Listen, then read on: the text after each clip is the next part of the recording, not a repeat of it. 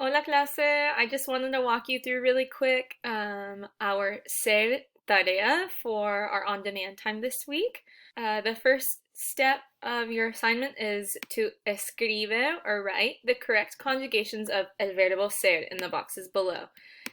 You can find these on our PowerPoint slides if you're super not sure, but they are like yo soy is what you would write, tú eres. So you'll go ahead and fill those blanks in. You're more than welcome to do this just straight and submit it straight on to Schoology, or if you prefer to write things down, I'm totally fine with you printing it out, writing it, and taking a picture. I'm not sure if you can upload that to Schoology. If you can't, go ahead and email it to me, and I'll just keep an eye out for an email. So either one works for me. So you'll go ahead and fill these boxes out. That should just take a second. You'll use that for step number 2, which is completa las oraciones, complete the sentences with the correct form of el verbo ser.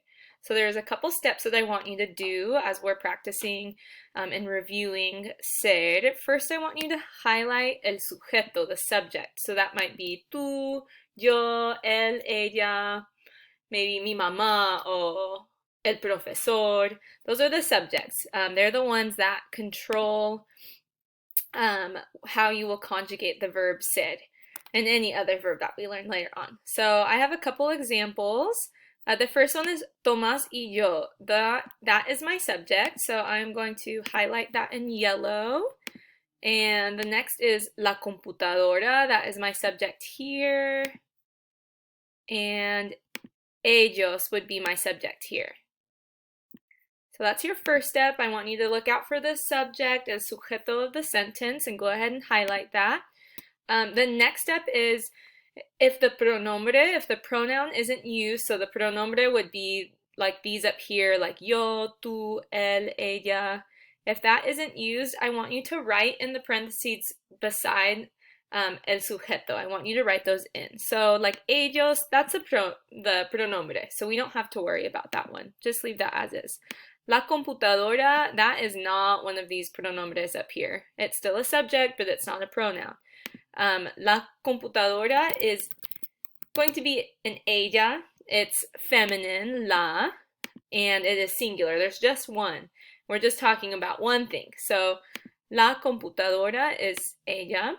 And then Tomás y yo. I'm a girl. Tomás is a boy. It's a we. I'm talking about me and another person. We make a group.